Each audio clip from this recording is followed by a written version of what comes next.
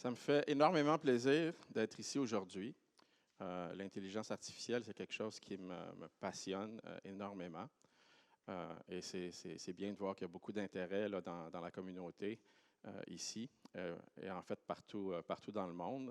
L'intelligence artificielle, depuis quelques mois, quelques années, est devenue énormément à la mode. Et ce n'est pas pour rien, c'est parce que les choses bougent rapidement. Les progrès sont impressionnants. Et bon, d'une certaine façon, je pense qu'on peut dire qu'avec ces nouvelles technologies-là, on est en train là, de changer le monde. Je vais commencer peut-être avec ma conclusion d'une certaine façon, parce que ce n'est pas moi qui va faire la conclusion là, à la fin de l'école d'été. Donc, je voudrais vous envoyer un peu ce message-là tout de suite. Au niveau de la société, il y a eu quelques révolutions technologiques qui ont eu énormément d'impact au niveau de la démocratisation des connaissances, de l'information, du pouvoir, etc., des communications.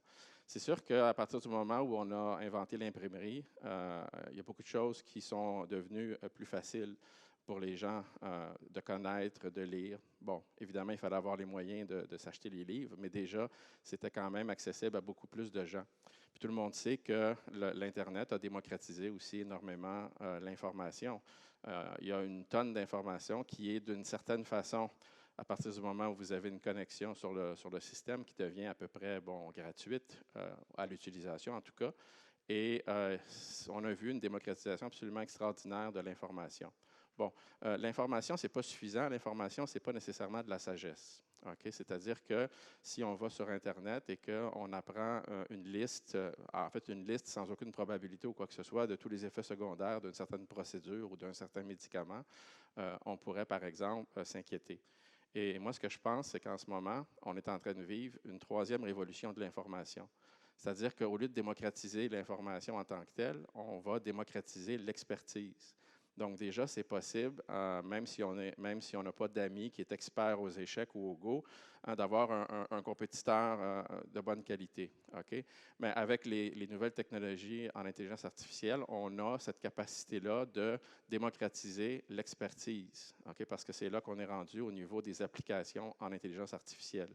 Et cette démocratisation-là, si elle est bien faite, de mon avis, pourrait être aussi bénéfique et aussi intéressante là, que la démocratisation de l'Internet, rendant l'information légale, l'information médicale, toutes sortes d'informations au niveau de l'éducation et tout ça, plus accessible. Donc, comment ça a commencé tout ça? Pourquoi en ce moment on vit une révolution? C'est à cause de l'apprentissage automatique. Bon, les gens rêvaient d'intelligence artificielle et ils ont même commencé à rêver d'intelligence artificielle au tout début, là, dans les années 50, mais les résultats n'étaient pas excessivement impressionnants. Et pendant un bon bout de temps, il y a un paquet de gens qui ont travaillé très sérieusement à un concept qu'on appelle l'apprentissage automatique, qui était une partie de l'intelligence artificielle, en tout cas au début. Et aujourd'hui, c'est de ça dont je vais vous parler. Je vais vous introduire à l'apprentissage automatique. Pourquoi? Parce que l'apprentissage profond, qui est aujourd'hui au cœur de toutes les révolutions en intelligence artificielle, c'est finalement cette idée de pousser l'apprentissage automatique là, au maximum. Okay? Et quand on pousse l'apprentissage automatique au maximum, on arrive à faire des choses absolument extraordinaires. Mais le concept lui-même n'est pas excessivement complexe et difficile. Donc, au niveau des tâches, des problèmes qu'on pourrait vouloir attaquer, on va s'intéresser à des trucs du genre classification, régression, clustering, qu'on peut appeler regroupement, les modèles génératifs, etc., l'apprentissage par renforcement. Bon, qu'est-ce que ça veut dire? La tâche la plus simple qu'on peut imaginer en apprentissage automatique, celle qu'on enseigne facilement au début dans un cours, c'est le problème de classification. Bon, le problème de classification, ici, bien, vous avez des images de chats et de chiens. Bon, je n'ai pas choisi des images de chats et de chiens pour rien. Ce qui se passe, c'est qu'en 2007, Microsoft, je ne sais pas s'ils avaient un brevet là-dessus ou si c'était seulement un article, mais ils parlaient d'utiliser des photos de chats et de chiens pour faire des captchas, c'est-à-dire pour que les gens prouvent qu'ils sont humains. Pourquoi? Bien parce que les machines n'arrivaient pas à distinguer les photos de chats et de chiens, mais vraiment absolument pas, avec aucun niveau de qualité à ce moment-là. Et pourtant, aujourd'hui, c'est un problème qu'on peut résoudre avec les techniques d'apprentissage automatique. Donc, ça, c'est le problème de classification. Vous allez avoir une image qui appartient, par exemple, à 2 catégories et le système doit vous dire de quelle catégorie il s'agit. Il peut y avoir plus de classes, évidemment. On peut avoir même des milliers de classes possibles s'il faut détecter un objet. Qu'est-ce que c'est? Est-ce que c'est une personne, une auto, etc.? Il peut y avoir énormément de classes. Un autre problème qu'on étudie, c'est le problème de régression. C'est-à-dire que plutôt que d'apprendre à avoir la réponse, est-ce que c'est la catégorie 1, 2, 3, 4 ou 5, ce qu'on va faire, c'est qu'on va essayer de prévoir le résultat d'une certaine fonction. Okay, prévoir le coût d'une maison, par exemple, en fonction d'un certain nombre de paramètres. Et cette idée de prévoir ou de calculer, bien, ça aussi, ça peut être appris par le système à travers des exemples. L'idée du regroupement, bien, on pourrait vouloir demander à un ordinateur, à un système avec une certaine capacité de calcul et tout ça, on pourrait vouloir demander l'aide pour faire des regroupements. C'est-à-dire qu'on pourrait vouloir utiliser un système qui va, en regardant les données, les regrouper dans des catégories qui paraissent raisonnablement un peu ou beaucoup distinctes. On peut demander même au système de découvrir il y aurait combien de catégories et tout ça. Et ça, c'est un domaine intéressant et important. Ça peut servir aussi au niveau de la visualisation. Mais ici, on considère ça de l'apprentissage non supervisé parce que dans ce cas-là, on ne va pas donner au système la bonne réponse. On va demander au système de nous proposer un clustering, de nous proposer un regroupement. Et une partie qui commence à être très puissante aujourd'hui, ce sont ce qu'on appelle les modèles génératifs. Je ne sais pas si vous voyez l'image. Ce sont des chambres à coucher. Okay? C'est un article qui est sorti, je pense, il y a à peu près 18 mois, quelque chose du genre. Donc, c'est quelque chose qui venait de sortir l'année passée, là, quand j'ai fait ma présentation au niveau de l'école d'hiver Ivado. Et on voit que le résultat est un peu psychédélique. Ce sont des chambres à coucher qui ont été générées automatiquement par un système informatique qui a appris, à travers une tonne d'exemples de chambres à coucher, à générer des fausses chambres à coucher. Et d'un point de vue mathématique, on peut tout décrire ça en termes de distribution. Ce qu'on veut, c'est que le système apprenne à générer avec la même distribution que la distribution normale des chambres à coucher, par exemple. Et évidemment, vous vous en doutez, on ne veut pas juste répéter les exemples d'apprentissage. On veut qu'il y ait un certain niveau de créativité. J'en parlerai pas aujourd'hui, mais toutes ces technologies-là, c'est basé sur des trucs où on a différents réseaux qui sont en compétition avec des adversaires et tout ça. C'est vraiment extraordinaire. Alors, quand j'ai vu ça, moi, j'ai trouvé ça intéressant. Il y a, comme je vous ai dit, un peu avant l'école d'été de l'année passée, mais ça ne m'apparaissait pas comme une technologie mature, au sens où ça ne m'apparaissait pas qu'on pouvait utiliser, par exemple, ces images-là. Si vous regardez bien, on a l'impression vraiment qu'il s'agit d'un rêve ou d'une hallucination psychédélique. Bon, on les voit un peu mieux ici. Sauf que les choses vont vite en apprentissage profond et les mêmes techniques ont été utilisées un peu plus récemment pour générer des fausses célébrités. Donc, si vous ne reconnaissez pas les célébrités qui sont à l'écran, c'est normal. Ce ne sont pas des célébrités qui existent, ce sont des célébrités qui ont été générées artificiellement à partir d'une grosse banque de données de photos de célébrités. Okay? Soit dit en passant, ce sont des exemples relativement réussis. Dans certains cas, le système a un peu moins de talent, mais quand même, on peut voir aussi que les oreilles sont un peu, c'est pas très humain, ça. Okay? Mais après ma barre, là, on voit que les systèmes génératifs sont puissants.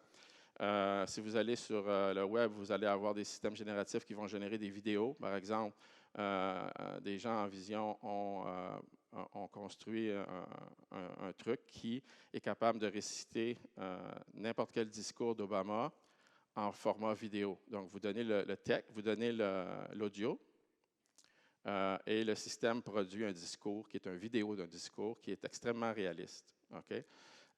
Et c'est drôle parce que, bon, il y a des exemples où on voit des vidéos de trucs que Barack Obama a dit il y a très longtemps quand il était plus jeune et de le voir en format président des États-Unis comme il était il y a quelques années, c'est assez amusant, peut-être un peu inquiétant aussi d'une certaine façon. Donc, un autre truc absolument capital aujourd'hui dans le domaine de l'intelligence artificielle, et l'apprentissage profond là, a contribué beaucoup à ce domaine-là. Si on mélange ce qu'on appelle l'apprentissage par renforcement et l'apprentissage profond, qu'est-ce qu'on obtient? Bien, on obtient que finalement, on a réussi à gagner au Go. Bon, pourquoi c'est important? C'est important parce que quelques mois avant, par exemple, que l'équipe de Google ait réussi avec l'apprentissage par renforcement à gagner au Go, moi, je venais de lire un livre d'un scientifique sérieux qui disait que, bon, il disait évidemment qu'on va gagner au Go. Ça pourrait prendre une vingtaine d'années, mais on va y arriver. Et là, en appliquant les techniques de deep learning, d'apprentissage profond et de renforcement, ils ont réussi à faire un système qui, finalement, dans sa deuxième itération, apprend à jouer au Go sans aucun exemple d'apprentissage. C'est-à-dire que l'apprentissage par renforcement, finalement, c'est à la fin de la partie, vous avez une récompense si vous avez gagné. Et du renforcement positif ou négatif si vous gagnez ou si vous perdez le match. Bien, ce qui se passe, c'est que dans ce cas-là, ils sont capables, avec des réseaux profonds, d'entraîner le système pour qu'il apprenne à jouer lui-même en utilisant simplement le renforcement que lorsque la version 1 bat la version 2, la version 1 est contente et elle a du renforcement positif et elle apprend à jouer mieux. Okay? C'est assez impressionnant. Mais bon, qu'est-ce qui se passe avec l'apprentissage automatique? Allons-y de façon un peu plus concrète, avec des définitions et tout ça. Un des problèmes qui était difficile il y a longtemps, puis qui aujourd'hui est devenu un problème jouet, qu'on utilise dans les cours, dans les présentations. On l'utilise aussi pour faire des expériences parfois, au niveau même de la recherche, encore aujourd'hui. Et ce jeu de données-là a été normalisé, c'est-à-dire que c'est un paquet d'images où on a des chiffres, mais écrits de façon manuscrite. Bon, reconnaître des caractères d'imprimerie, c'est plus facile parce que toutes les R avec une certaine fonte sont identiques. Toutes les zéros avec une certaine police sont identiques. Pour ce qui est de l'écriture manuscrite, c'est plus difficile. Et donc, si on voulait monter un système informatique capable de reconnaître l'écriture manuscrite, ce n'est pas évident. Vous avez une image et vous devez décider parmi 10 catégories. On voit bien que c'est un problème de classification. Okay? Dans la version la plus simple, l'image est présentée comme ça, bien centrée, etc. Mais on pourrait penser qu'une fois qu'on a résolu le problème dans le cas simple, qu'on peut s'attaquer finalement à une photo d'un document ou des choses plus complexes. Là. Mais là, pour le moment, on regarde un cas simple, on a un paquet d'images comme ça et on veut être capable de décider là, de quel numéro il s'agit. Bon, c'est ça que la machine voit, un paquet de chiffres. Bon, là, je vous ai présenté ces chiffres-là pour qu'ils soient plus visuels, mais finalement, c'est un vecteur de 784 nombres. 0, c'est blanc, puis 255, qui est le maximum dans ce cas-là, c'est noir. Et puis, il faut que la machine décide est-ce que c'est un 2, un 3, un 7, un 9 ou un 0.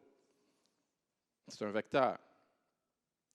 Comment un ingénieur, un informaticien, un mathématicien, quelqu'un qui doit attaquer le problème, comment on peut expliquer à la machine comment résoudre le problème? C'est une approche qu'on utilisait à l'époque. On essayait finalement de bien comprendre l'expertise qu'il y avait dans une certaine tâche, de la modéliser et d'une certaine façon l'enseigner à l'ordinateur. Dans le cas de la classification, ici, on pourrait penser que souvent, il y a des zones foncées dans le bas. Okay? Mais pas toujours. Ici, il n'y a pas de zone foncée. Donc, on pourrait aussi voir que parfois, il y a une tache blanche à l'intérieur d'un cercle noir. Okay? Encore faut-il définir exactement ce que ça veut dire, mais pas toujours. Okay? Dans certains cas, c'est large, dans certains cas, c'est mince. Évidemment, on a de la chance. Ici, les images ont été centrées. Okay? C'est pas facile. Et ce qui fait qu'aujourd'hui, on peut parler d'intelligence artificielle, c'est parce que les gens ont arrêté d'essayer d'expliquer à la machine comment résoudre le problème. Ce qui se passe, c'est qu'on va donner un cadre de travail à la machine pour qu'elle apprenne à résoudre le problème. Et pour apprendre, ça prend des exemples. Okay? Donc, dans à peu près tous les cas que vous allez voir en intelligence artificielle, en apprentissage automatique, on va toujours avoir des tonnes d'exemples. Une grande quantité d'exemples. Pourquoi? Parce que pour apprendre, pour que la machine apprenne, elle doit utiliser du matériel d'apprentissage. Dans le cas de l'apprentissage automatique, il s'agit d'exemples pour lesquels on connaît hein, la classe. Est-ce que c'est un 0, est-ce que c'est un 1, est-ce que c'est un 2, etc. OK? Donc, ça, ce sont des exemples d'apprentissage. Bon. Ça en prend beaucoup parce que les ordinateurs ne sont pas nécessairement intelligents, finalement, d'une certaine façon. On voudrait qu'ils aient l'air intelligents, et souvent, ils ont l'air intelligents, et souvent, ils ont l'air très intelligents, mais d'une certaine façon, les techniques qu'on va utiliser pour attaquer les problèmes peuvent paraître relativement simples et même, on pourrait penser que ce n'est pas intelligent du tout. Donc, on va compenser d'une certaine façon ce manque de subtilité des techniques au début en matraquant le système avec des tonnes et des tonnes et des tonnes d'exemples. Et si vous avez beaucoup de matériel, beaucoup d'exemples, c'est extraordinaire ce qui est possible de faire. De façon générale, en fait, les systèmes sont capables d'apprendre à peu près n'importe quelle tâche si vous avez suffisamment d'exemples. Alors, une première façon d'attaquer le problème avec des exemples, qui est une façon très facile à expliquer et à comprendre, on pourrait prendre les exemples et les stocker dans la machine et tout simplement, la machine, elle les garde en mémoire. Elle ne fait aucun traitement. Donc, dans ce cas-là, c'est un peu triché de parler d'apprentissage parce que finalement, la machine a juste mémorisé une tonne d'exemples. Mais on pourrait essayer de comparer pour essayer de voir l'exemple qu'on veut classifier. Hein? C'est quoi l'exemple que je connais qui est le plus proche? Et dans ce cas-là, celui qui ressemble le plus, c'est celui-là. Et le système va dire, et voilà, l'image que tu me proposes, elle ressemble à une image que je connais. Et l'image que je connais, c'est un 2. Donc, je te dis, c'est un 2. Mais là, c'est comme si j'avais triché, parce que vous allez dire, ben oui, mais là, reconnaître si c'est un 2, c'est une tâche difficile, oui. Mais reconnaître si deux images sont semblables, ce n'est pas trivial non plus. Hein? Ça pourrait être aussi difficile, finalement, que juste décider si c'est un 2. Mais ce n'est pas le cas. Parce que il se trouve que en mathématiques, on va étudier des notions de distance de façon très abstraite. Puis une distance, ça peut être une distance géographique, ça peut être la distance de Manhattan, ça peut être la distance de Hamming, mais on a un concept formel qui s'appelle une distance. Et donc, pour savoir si deux choses sont semblables, il suffit de mesurer la distance entre les deux. OK? Bon. Si on veut faire de la géographie euclidienne, bien, la distance entre ces deux points-là, c'est tout simplement B1 moins A1. OK? Ça, c'est en une dimension. Bon, on pourrait s'amuser à rajouter une racine carrée. Si on est en deux dimensions, on a une formule qui nous donne la distance entre deux points. Si on est en trois dimensions, on a une formule qui nous donne la distance entre trois points. Puis si on est un informaticien sans scrupules, on se dit, bah, on va prendre une distance dans 784 dimensions, qui est exactement la même distance que la distance géographique. Et donc, moi, je me dis 3 dimensions, 2 dimensions, 784 dimensions, pourquoi pas. Et il se trouve que ça fonctionne très, très bien, dans bien des cas, d'utiliser des notions de distance qui sont assez naïves. On peut évidemment imaginer des distances qui sont beaucoup plus complexes. Mais dans le cas ici, j'ai calculé la vraie distance géographique et on voit qu'effectivement, la distance la plus basse, et remarquez que les distances ne sont pas énormément différentes. Hein? 2006, 2006, 2001, bon, quand même, on voit 2002, 2009, mais la distance géographique, dans ce cas-là, ça fonctionne. Et si on applique le problème de classification ici, en utilisant une distance naïve, là, qui est la distance euclidienne, une petite formule simple, bien, le système va réussir à faire la classification avec un taux de succès de 96,2 %, un taux d'erreur de 3,8, ce qui est impressionnant. OK? Donc, ça, c'est une approche très simple au problème de classification. Et c'est une approche qui pourrait devenir subtile si votre notion de distance, elle est, par exemple, une notion qui est apprise, une notion qui est complexe. Si vous incorporez des réseaux profonds là-dedans, ça peut devenir compliqué. Mais, de base, ce genre d'approche-là fonctionne assez bien pour certains problèmes. Est-ce que ça fonctionnerait avec les chats et les chiens? Absolument pas. Au niveau des chats et des chiens, si vous faites la distance euclidienne, hein, ici, ce qu'on a, c'est que c'est clair qu'au niveau des pixels, là, les 1 puis les 0, puis tout ça, il y a comme quelque chose d'assez caractéristique.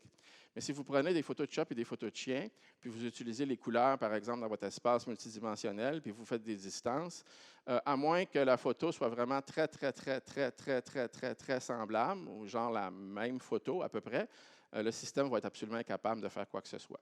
OK? Donc, c'est pour ça que même si l'apprentissage automatique était très fort, très utilisé, il y avait quand même, on n'avait pas la capacité, en utilisant les techniques là, que je vous présente au début, d'attaquer des problèmes comme la reconnaissance d'image, par exemple.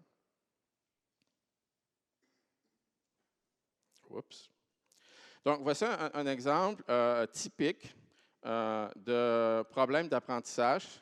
Les données qui sont là, ce sont des données que j'ai inventées. Il n'y a pas personne qui a ces caractéristiques-là pour vrai.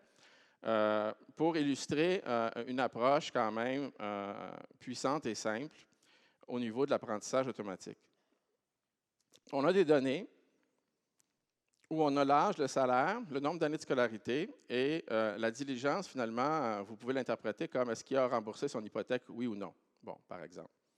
Est-ce qu'il a payé ses comptes, oui ou non? C'est quelque chose qui serait dans le monde bancaire, là, où quelqu'un veut prendre une décision, à savoir est-ce que oui ou non, cette personne-là est fiable, par exemple.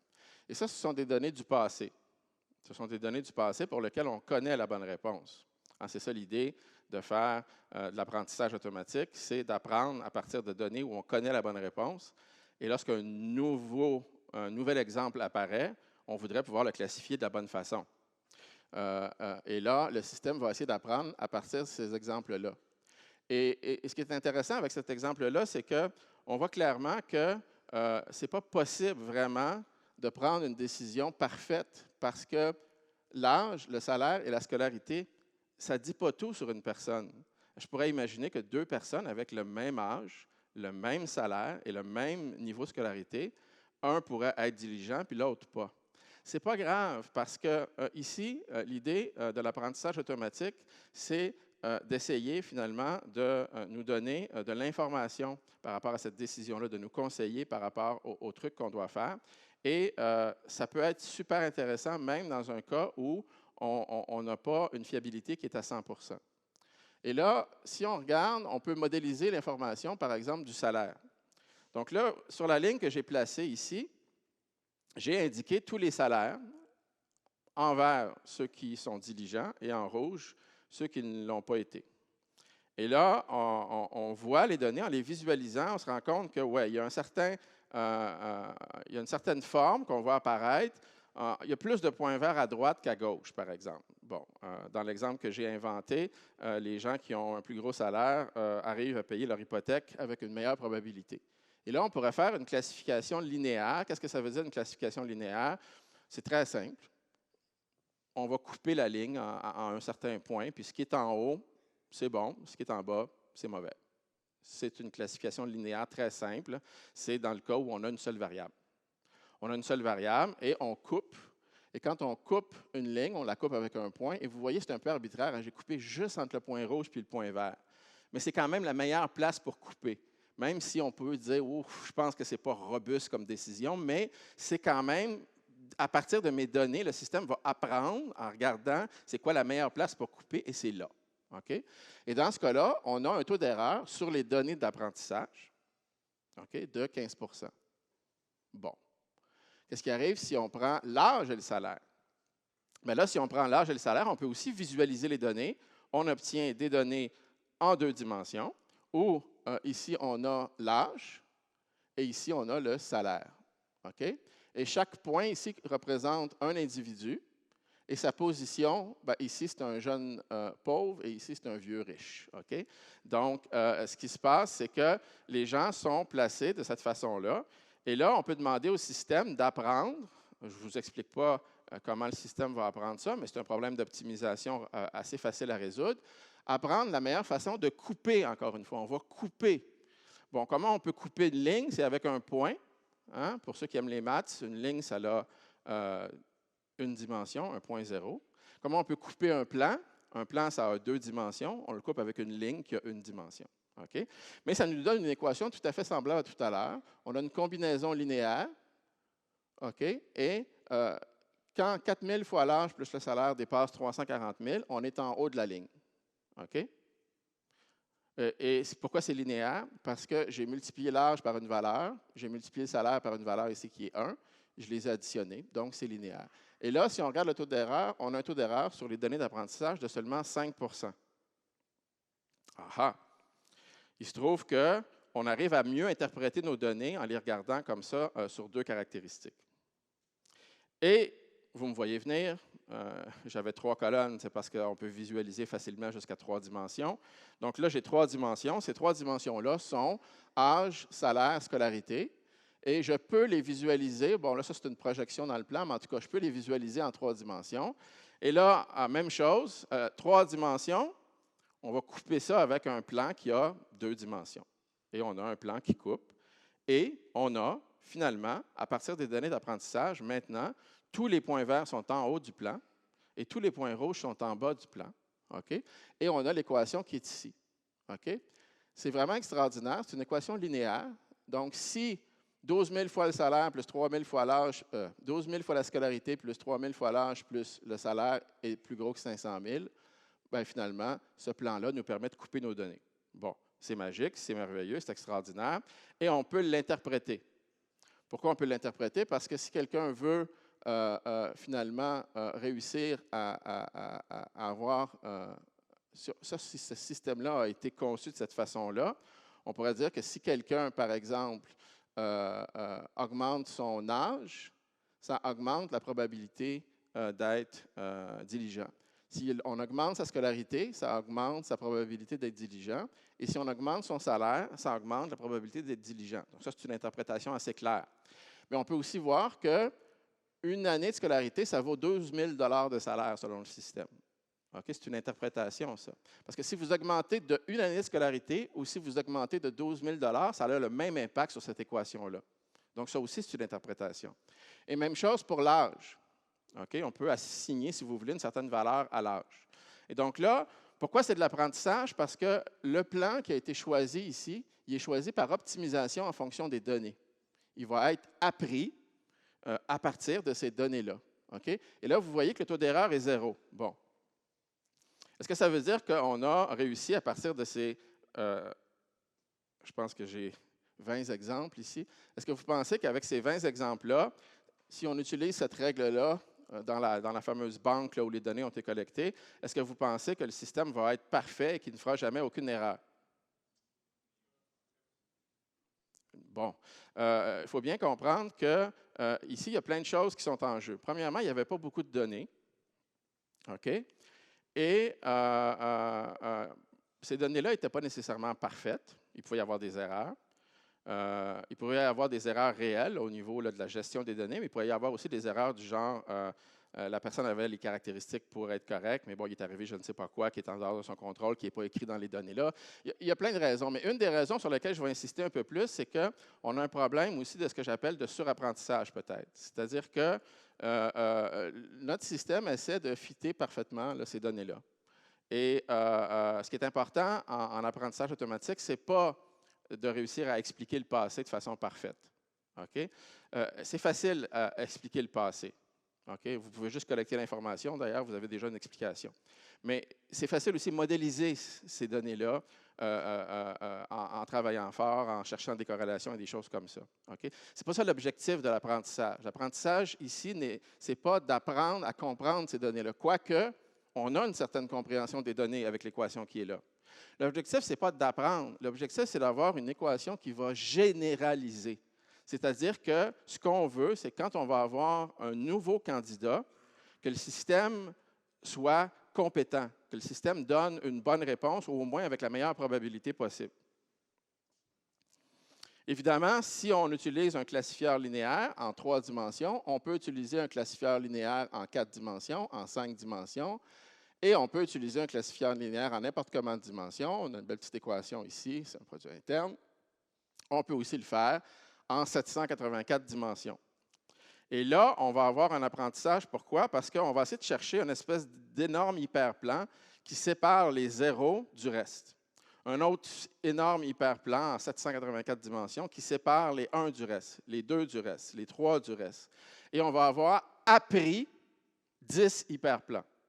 Lorsqu'on a appris ces 10 hyperplans-là, okay, on pourra décider avec un taux de succès, un taux d'erreur de 7,4, quelle est la catégorie. Mais là, il y a une grosse différence parce que cette équation linéaire-là, ici, si on veut classifier un nouveau chiffre, on a besoin de le comparer avec 10 équations linéaires. Bien, ça, c'est exactement la même quantité de travail que de le comparer avec 10 images. OK? Pour la machine, c'est la même chose. Dans le cas précédent, on cherchait le voisin le plus proche, parmi 60 000 images. Donc, normalement, il fallait comparer notre nouvelle image avec 60 000 possibilités. OK? Et le système n'avait pas réellement rien appris. Dans ce cas-là, on a appris quelque chose et pour prendre la décision, on va devoir comparer nos données avec seulement 10 hyperplans. C'est 6 000 fois plus efficace. OK? Donc, l'apprentissage automatique, c'est ça. On veut, à partir de beaucoup de données, apprendre, par exemple, à classifier.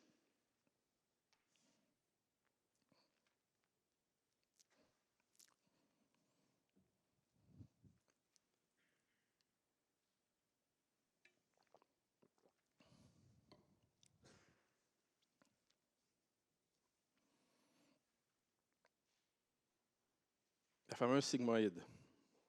Bon. Ouais. C'est une belle petite formule. Ce qui se passe, c'est que couper avec un hyperplan, dans certains cas, ça peut être brutal. Ce qu'on aimerait faire, on va faire ça avec les réseaux de neurones, mais aussi avec toutes sortes de techniques. Ce qu'on aimerait faire, c'est peut-être avoir une façon de couper qui est un peu plus dérivable, si je peux m'exprimer. Ici, à gauche, c'est non, à droite, c'est oui, puis ici, c'est 50-50. On n'a pas 0, 0, 0, 0, 0, 0, 1, 1, 1, 1, 1. OK? On n'a pas un saut brusque entre la décision est oui, puis la décision est non. Comme si, laissez-moi revenir en arrière, mais imaginez que quelqu'un, je m'excuse là, si c'est, oups, imaginez quelqu'un ici qui arrive à 498 000. Bon, la machine va dire non, c'est tout. Okay? C'est assez discret au sens mathématique du terme. On voudrait des choses qui sont plus continues, plus dérivables. Et la sigmoïde, ici, c'est une belle fonction super géniale qui nous permet de séparer en jouant sur le paramètre qui est ici, de façon de plus en plus extrême, de plus en plus tranchée. Donc, on peut avoir ici, c'est toujours dérivable, c'est toujours continu, mais ici, vraiment, la décision, là, elle change de façon abrupte. Par contre, ici, la décision change très doucement. OK? Bon, bien, cette fonction-là, on peut la paramétriser et c'est une fonction absolument extraordinaire. C'est un peu moins utilisé aujourd'hui dans les systèmes les plus à la fine pointe, mais quand même, ça vaut la peine là, de voir un peu ce qui se passe.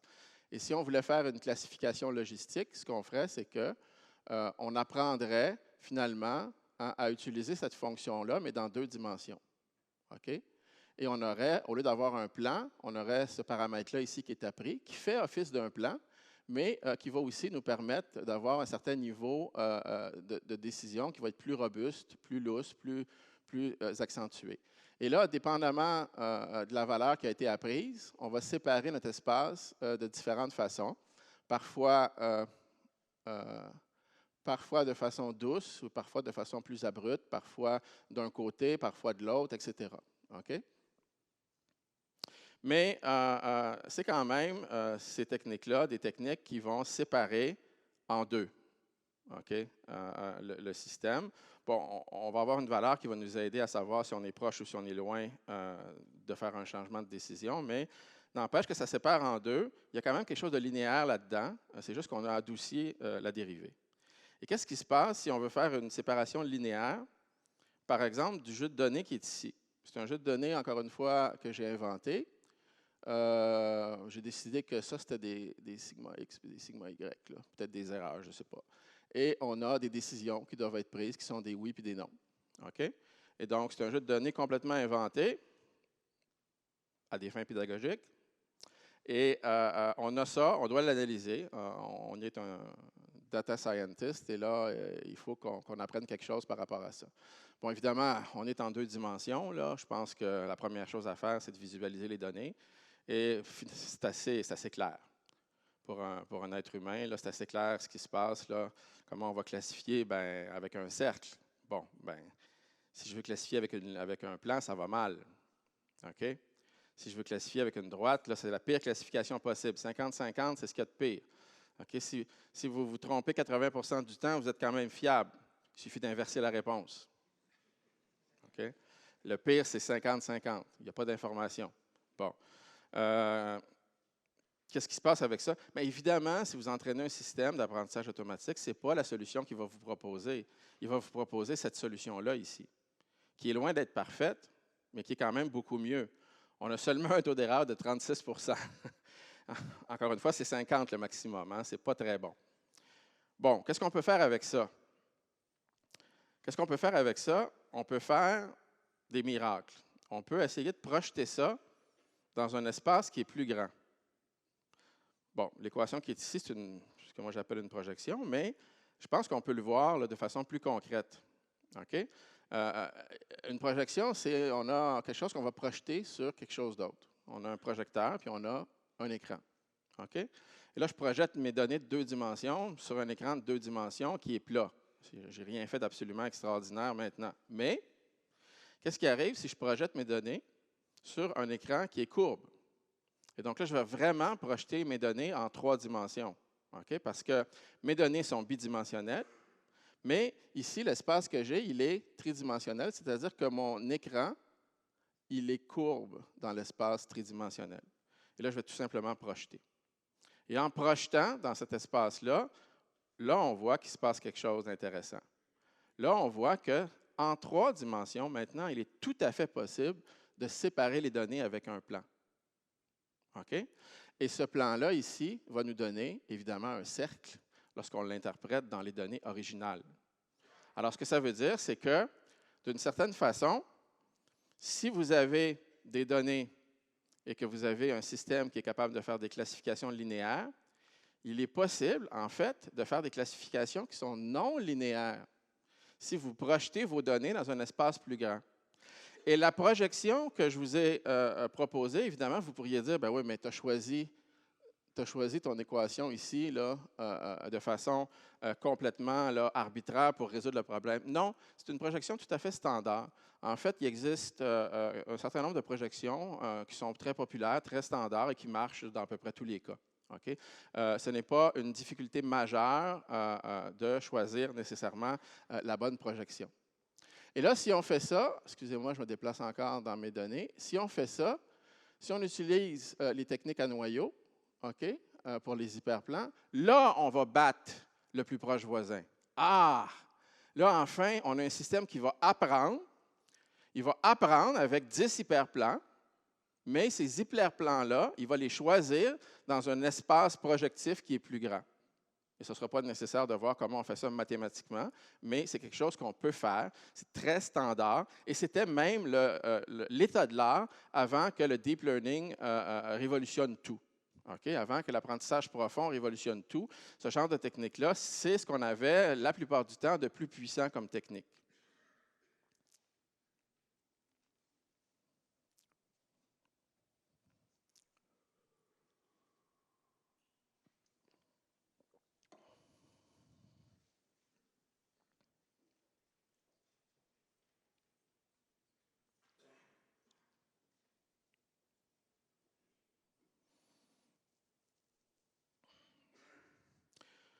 Alors, qu'est-ce qui s'est passé dans l'histoire de l'intelligence artificielle? Ce qui s'est passé, c'est que, d'un côté, il y avait des approches statistiques qui sont devenues des approches d'apprentissage automatisé d'une certaine façon, qui ont tranquillement réussi à obtenir de plus en plus de succès finalement dans plein de tâches assez concrètes, assez utiles, assez intéressantes. Par exemple, ce que je vous ai expliqué tout à l'heure au niveau de la diligence, ce serait un bon exemple. Même la classification des chiffres, en fait, on avait qu'on pouvait battre le plus proche voisin. D'un autre côté, il y a eu, dès le début de l'informatique, un certain intérêt à essayer de modéliser le cerveau humain. Un certain intérêt à essayer de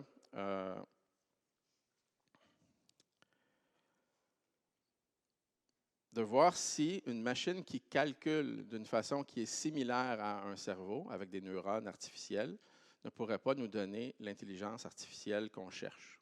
OK? Au début, ça n'a pas été une approche qui a eu beaucoup de succès. On n'arrivait pas, avec les premiers neurones artificiels, à vraiment résoudre des problèmes qu'on n'aurait pas été capable de résoudre avec d'autres approches. OK? Mais c'est une façon de semer la graine pour vraiment réussir à démarrer une espèce de programme de recherche qui a fini par démontrer là, être absolument, absolument extraordinaire. Et pour réussir, en fait, il a fallu qu'il y ait deux grosses révolutions là, dans le domaine là, des réseaux de neurones.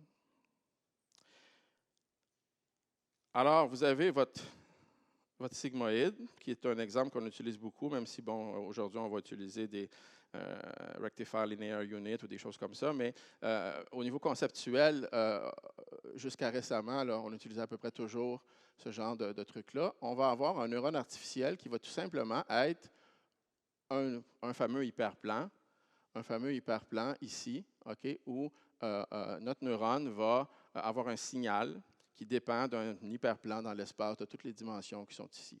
Donc, mathématiquement parlant, OK, ça peut paraître un peu impressionnant. Qu'est-ce qui arrive avec ça? Mais finalement, l'interprétation, elle est quand même relativement simple. OK? Au lieu d'avoir un hyperplan, un plan dans 3 dimensions qui va séparer l'input, et puis finalement, votre neurone va vous dire est-ce que vous êtes en haut, est-ce que vous êtes en bas, puis d'une certaine façon, un peu à quelle distance vous êtes. Ce qu'on va avoir, c'est qu'on va avoir dans un nombre de dimensions qui peut être 10, 100, 50, 1000. Là, OK. Et le neurone, en fait, il est programmé parce que chacun des petits paramètres ici va être appris ou programmé d'une certaine façon. OK? Et on va avoir que ce neurone-là va faire un certain calcul. Il va prendre la donnée, faire le produit interne avec ce qu'on a appris, qui sont les paramètres ici, et il va nous sortir un résultat. On a les données et on a la sortie. Bon, en informatique, si on s'intéresse à la théorie du calcul, si on s'intéresse vraiment, qu'est-ce que c'est calculer? Qu'est-ce que c'est calculer, finalement? Bon, c'est une bonne question. Qu'est-ce que c'est calculer? On peut comprendre, si on étudie la notion de calcul de façon formelle, de façon théorique, on va se rendre compte que déjà dans les années 30, je vous le rappelle, les années 30, il n'y avait pas d'ordinateur à ce moment-là. Déjà dans les années 30, on avait des mathématiciens qui avaient compris le concept de qu'est-ce que c'est calculer. Vous avez des gens comme Alan Turing qui vous proposaient ce qu'on appelle des machines universelles. Okay? Qu'est-ce que c'est une machine universelle? Une machine universelle, finalement, c'est une machine que si vous lui donnez un programme, va résoudre un problème. Elle est universelle si vous pouvez résoudre n'importe quel problème avec cette machine-là. Okay? Donc, le concept de machine universelle est excessivement important en informatique. Okay? Pourquoi on n'en parle pas beaucoup de façon générale? C'est parce que tous les systèmes qu'on utilise, ce sont tous des systèmes qui sont universels, programmés dans un langage ou dans un autre. Vous pouvez attaquer n'importe quel problème. Travailler avec des circuits booléens dans un processeur, vous pouvez attaquer le problème. Il y a même des systèmes de calcul absolument farfelus qui peuvent être inventés et qui fonctionnent très, très bien. Okay? Et ce que Alan Turing a démontré dans les années 30, c'est que tous ces systèmes-là ont la même capacité. Il a même exhibé un problème qui ne pourra jamais être résolu par un ordinateur. Mais là, ce n'est pas là-dessus que je vais insister, ce n'est pas sur les limites de l'informatique que je vais insister, c'est plutôt sur le pouvoir des neurones. Okay? Et n'importe qui a une certaine connaissance de la notion de calculabilité va se rendre compte assez rapidement que si vous avez un réseau de neurones, si vous connectez un paquet de ces trucs-là ensemble, qui ne sont pas, c'est pas élémentaire comme opération, hein, ça demande quand même un certain calcul ici. Là. Oups! Ça demande quand même un certain calcul. Mais si vous prenez ça comme briques de travail, que vous les interconnectez les uns avec les autres, on se rend compte assez facilement qu'on a un modèle qui est universel. Qu'est-ce que ça veut dire? Ça veut dire que vous pouvez, en connectant les neurones correctement, en choisissant les paramètres qui sont ici, calculer n'importe quoi qui serait calculable par un autre système informatique. Bon, soit dit en passant, c'est pas évident de les choisir, ces paramètres-là. Bon, ce que le résultat dit, c'est qu'ils existent. Il y a moyen de programmer le système correctement pour résoudre n'importe quel problème. Alors, je vais vous montrer un peu comment ça fonctionne. Ici, ce qu'on a, c'est qu'on a un neurone Et mon neurone a 64 connexions. OK? Avec ces 64 connexions-là, qu'est-ce que j'ai? Bien, avec ces 64 connexions-là, le neurone va multiplier chacune des valeurs par son petit paramètre, les écraser dans une sigmoïde et vous produire une réponse qui est un signal. OK? Bon. Les inputs, je les ai représentés par des couleurs plus pâles ou plus foncées plutôt que par des chiffres, mais ici, on imagine là, des valeurs 0 puis des valeurs 1, par exemple. Même chose pour les poids du neurone. On peut les voir aussi comme des valeurs. Ici, quand c'est gris, ça serait 0. Quand c'est blanc, on cherche du blanc. Quand c'est noir, on cherche du noir. Et quand c'est gris, on s'en fout, on multiplie par 0, donc ça n'a aucun impact là, finalement sur le résultat. Et ça, ces 64 pixels-là ici, c'est la programmation spécifique de ce neurone-là. Okay? Là, ici, ça a été choisi de façon arbitraire. Ce n'est pas quelque chose qui a été appris. Mais ce neurone-là, il est programmé par ce tableau-là ici. Chacune des connexions a une valeur. Je veux du blanc, je veux du noir. Hein, je multiplie par un nombre positif, je multiplie par un nombre négatif. Ou, je m'en fous, je multiplie par 0. Donc, peu importe la valeur qui va rentrer, je l'efface. Okay? Et donc là, on a notre système ici où on va calculer quelque chose qui est un signal. Et si je change le signal, on voit ici que les 0 ici, les 1 ici, bon, des fois on a du blanc, on veut du noir, des fois on a du noir, on veut du blanc. Ça ne correspond pas au patron qui est ici. Alors, si vous additionnez toutes les valeurs, finalement, le signal va être 50-50. Ce n'est pas particulièrement mauvais, ce n'est pas particulièrement bon, c'est comme irrelevant. Ça n'a pas rapport, le patron ne fonctionne pas. Et si vous prenez quelque chose qui a l'air semblable, mais qui en réalité ne l'est pas, hein, parce que ça a l'air semblable, mais à cause du décalage, ici, on voit qu'on cherche du noir, on a du blanc, on cherche du blanc, on a du noir, bon, ça ne marche pas. Encore une fois, on a un mauvais signal. Mais si on se rapproche du bon patron, le signal augmente et éventuellement, si vous donnez le patron, si vous donnez comme input exactement ce que le patron cherche, bien, votre neurone va être super content. Les valeurs blanches sont blanches, les valeurs noires sont noires, et on va avoir un système qui est maximal.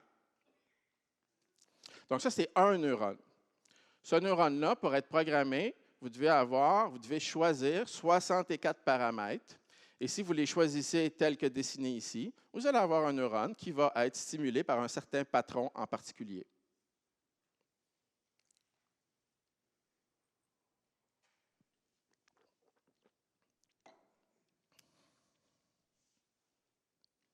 Voilà. Vous prenez une tonne de neurones, vous les connectez ensemble et vous avez un cerveau artificiel, un réseau de neurones. Vous avez vos données qui arrivent ici. Vous avez votre réseau de neurones. Vous avez 10 signaux en sortie. Et ce que vous voulez, c'est que quand vous présentez un 2, le signal pour 2 soit fort et le signal pour les autres soit faible.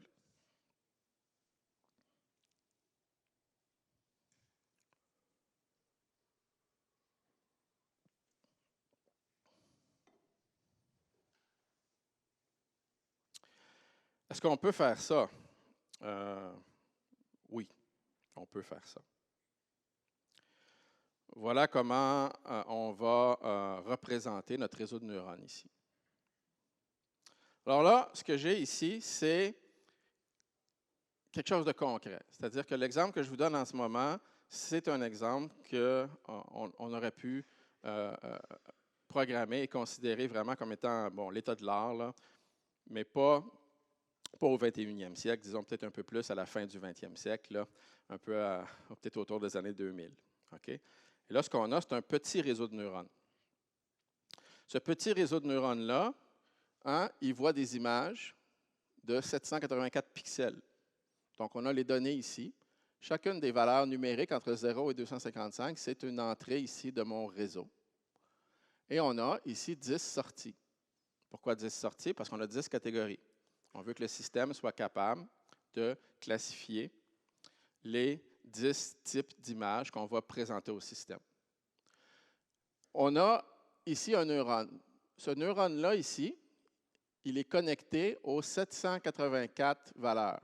Ça veut dire que ce neurone-là, son patron qui cherche, pour l'écrire, ça serait 28 par 28. C'est vraiment, il y a 784 paramètres pour ce neurone-là qui est ici.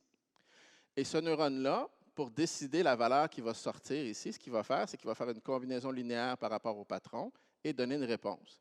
Et puis là, le neurone qui est ici, par exemple, va recevoir ça en entrée. Tout ça est interconnecté. OK?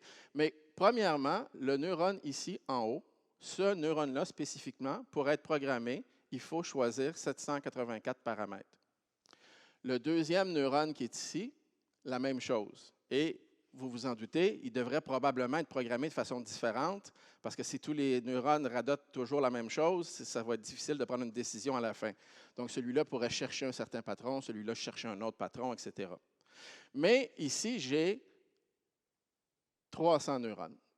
OK?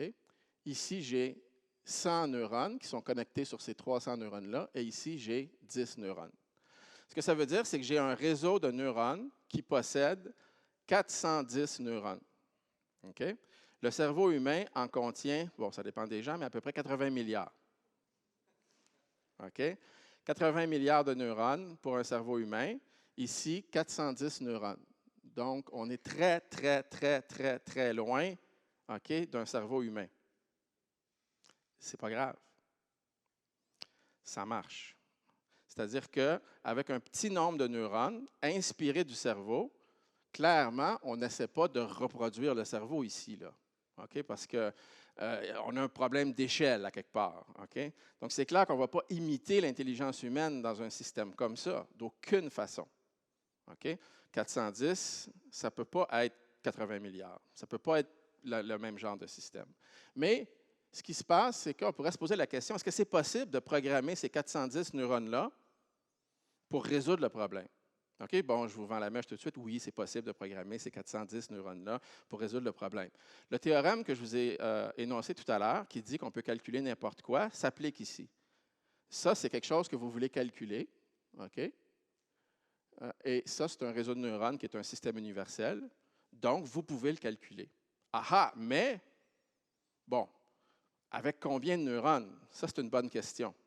OK? Le système universel est universel, mais si le problème est très difficile, ça prend beaucoup de neurones. Si le problème est facile, ça prend un peu de neurones. OK? Le fameux théorème qui dit qu'on peut calculer n'importe quoi ne nous dit pas de façon triviale, en tout cas, le nombre de neurones nécessaires. Et n'importe qui a le moindrement un peu de jugeote va comprendre que pour attaquer des problèmes extrêmement difficiles, ça va prendre plus de neurones. Et là, ici, j'ai seulement 410 neurones. Bon. Disons qu'on veut programmer ces neurones-là à bras, choisir chacun des paramètres. Hein, le terme paramètre va revenir beaucoup. En apprentissage automatique, ce qui va être programmé et donc ce qui va être appris par le système, ce sont les paramètres. Donc ici, j'ai mon réseau. Ça, c'est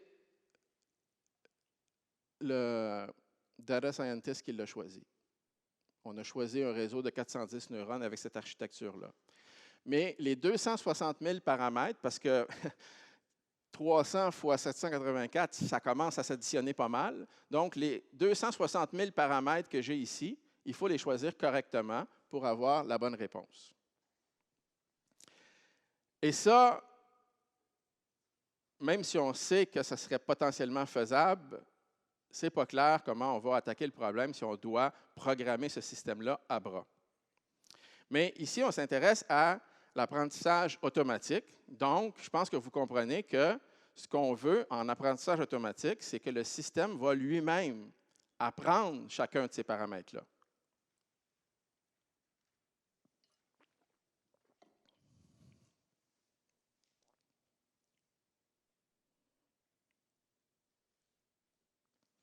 Et là, on a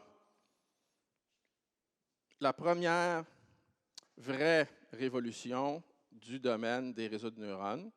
Et a posteriori, on peut dire que c'est quelque chose qui a été important aussi au niveau de l'intelligence artificielle. Ce qui est arrivé, c'est que de façon indépendante, là, je vous présente Geoff Hinton, parce que Geoff Hinton a contribué de plein de façons. Entre autres, il a contribué à la deuxième révolution où on a eu l'apprentissage profond. Okay?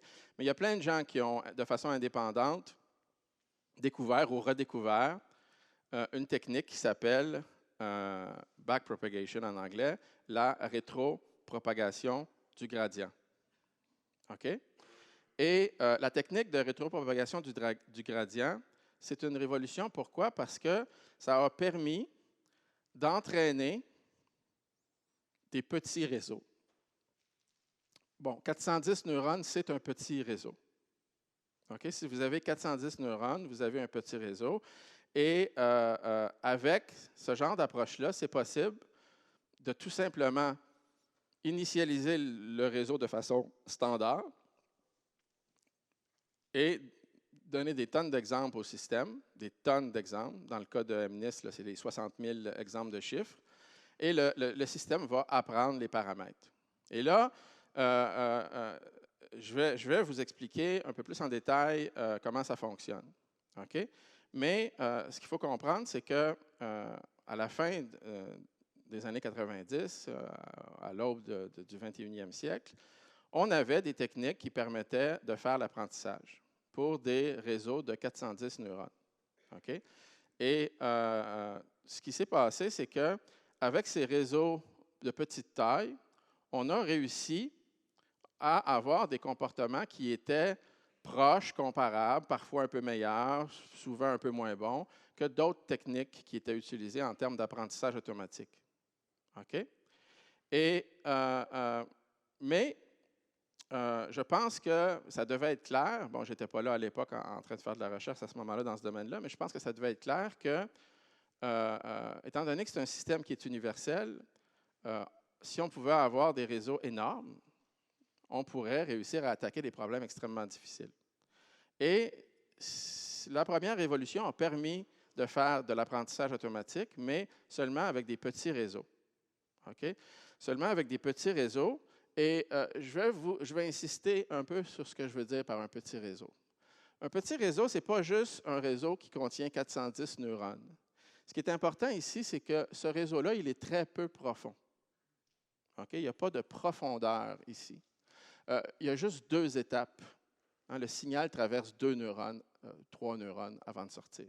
Okay? Le dernier neurone, il prend vraiment la décision. Là. Donc, on a peu de profondeur. Okay? Et ça, c'est une autre chose qu'on connaît en théorie du calcul. Okay? Si vous arrivez à faire quelque chose avec très, très, très peu de profondeur, c'est comme si c'était très facile à paralléliser finalement. Au lieu d'avoir étape A suivie d'étape B, suivie d'étape D, suivie d'étape E, suivie d'étape F, etc., une longue séquence qui ne peut pas être parallélisée, là, ce que vous avez, c'est ces 300 neurones-là attaquent le problème en même temps. Première couche, deuxième couche, attaque le problème en même temps. Puis finalement, on répond très rapidement, très peu profond, ce réseau-là. Okay? Le réseau a seulement 3 couches. Et donc, ce qui a fait que on n'a pas appelé les dernières techniques Big Learning, on les a appelées Deep Learning. Okay? Donc, les gens ont décidé d'insister beaucoup pas sur la taille du réseau en tant que tel, pas sur le fait que le réseau, au lieu d'avoir 400 neurones, en a 400 000 ou 400 millions, mais d'insister sur le fait que le réseau est profond. C'est-à-dire que le réseau, c'est une superposition de couches qui a une profondeur. Okay? Et là, on pourrait imaginer que le système va, à travers les données, calculer quelque chose qui est de plus en plus subtil, de plus en plus raffiné. Okay?